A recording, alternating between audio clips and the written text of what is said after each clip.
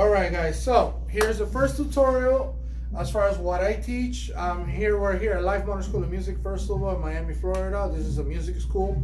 I'm one of the drum teachers here, and I'm the one that teaches 5-year-olds and up. So I developed a system. I've been teaching 5-year-olds probably the past 3 or 4 years now, and developed a system, it works with kids, little kids. So a lot of people ask me, a lot of teachers ask me, hey dude, how you do it? I can't get kids to pay attention. I'm very blessed though that the kids that come here are very well behaved, and we have really good parents and stuff. So that's a plus.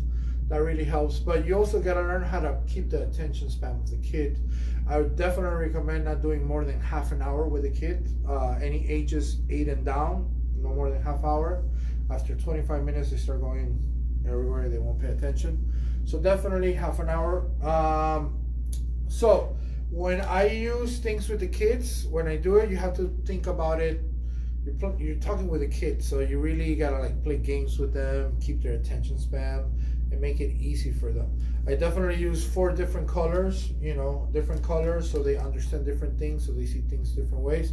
So you're gonna see the way that I do that here. Now, obviously, I'm not gonna teach you like if I was a little kid, but I'm just gonna give you a little example. For example, let's say we're doing a whole note, right? I'm gonna do it in red. So what is this right here, Jimmy? Let's say, Jimmy, hey Jimmy, what do you see right here? They're like, oh, it's an O, or it's a circle. I'm like, yes, great. So we're gonna call it a circle, right? So a circle, right now in music, we call a circle, we call it a whole note. So I write it for them, a whole note. It's a circle. So again, and I make them repeat it. Very important that they repeat it and that they don't mumble it. No, very important that the kids don't mumble the words. So whole note, no, whole note. What is the name of this? Whole note. And make sure that they're looking at it. Always repeating, looking at it, so people memorize the things. The kids memorize the things. And normally, the first lesson, I get the parents in the classroom, so they see what I do with the kids, and see in the first lesson how they right away go to the drum set and start playing. Okay, so I do things like that with the kid. I make it fun. This is a whole note. Say, what is it? A whole note. High five. A lot of high fives. Keep the kid interested.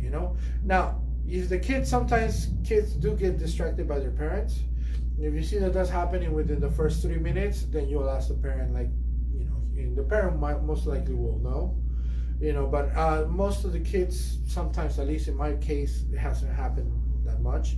And yes, definitely I recommend that you get the parents, you could let the parent in the class the last 5 minutes of the class, but not have the kids with the parents. Because it has happened to me. Sometimes I really don't care. I don't mind, because I know what I do with my lessons. I know how fast I advance the kids.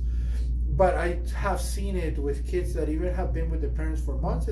They were normal, but after a while, I see that they start getting shy, or they don't do things. And I ask the parents to wait outside, and it's a whole totally different kid. They learn quick. They learn twice as fast. They're loose. They get loose. So yes, I definitely recommend you tell the parent, listen, you gotta do the lesson with me. You're not allowed to be in the class until the last 5 minutes of the class, so they see what you did with the kid or whatever, So yes, that I definitely recommend, because if not, sometimes the kids are too clingy to the parents, the mom, or whatever. So definitely do that. All right. So that's one of the things. Okay, so that's for little kids, 5-year-olds and up. Later I'll give you little more examples and things like that. Next video, I'm gonna teach you how I do this. Obviously not with little kids, but any kids ages 8 and up, 7, 8, 9 and up. I teach it to them like this, and you're gonna see how fast I teach it to them. And because I do this sometimes in half an hour, and I gotta teach them. They're little kids, ages 5 through 7, 8, depending on the kid, how mature they are. I only teach them to quarter notes. I teach them whole notes, I teach them half notes, and I teach them quarter notes. With those quarter notes, I write a simple quarter note beat, 1, 2, 3, 4, and I write it really big. That's another big thing. The drum sets are a little bit far away here, so I try to write things really big for them so they could see it.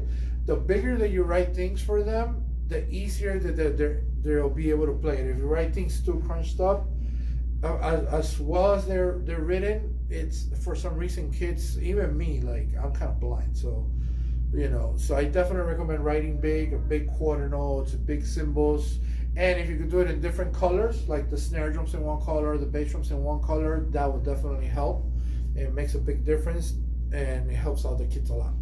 Okay, so this is a little example for little kids. So I hope you enjoyed, and watch the next video where I'm gonna start teaching how I teach the lessons with 8-year-olds, 7-year-olds and up. Okay, and I teach it even to older people. So you just gotta see who you're teaching and how you're gonna talk to them. You're gonna talk to them like a little kid, or you're gonna talk to them like an adult, or depending on the kids. You gotta test out the kid. You gotta see how the kid reacts. If the kid is distracted all the time or whatever, you gotta catch their attention and be like, "Hey, dude, you want to get on the drums? Okay, we're gonna get on the drums now. But if you don't learn this, then we're not gonna be able to get on the drums." So that gets their attention on getting this down. And another thing you're gonna have a trouble with this new generation. I don't know what's up, but I think we did it too. But they don't like reading. They like looking at it one time, they memorize it, and then go down and they look down and they try. I'm like, dude, this is right here. It's in front of you. Look at it. So make sure you're always keeping the attention span with the kid always on the board. All right, and that will be for the first or second lesson. With that, they're already playing at least a beat. Kick, snare, there. You could put song. I'm gonna show you a list of songs that I have, and they're on my Spotify under Flexo Drum Jams on Spotify. You could look them up there. And they're under Flexo Students. So you look them up there, and all my songs are there. I have 2 lists of Flexo Students. So yeah, you look it up on Spotify. All right. Thank you for watching.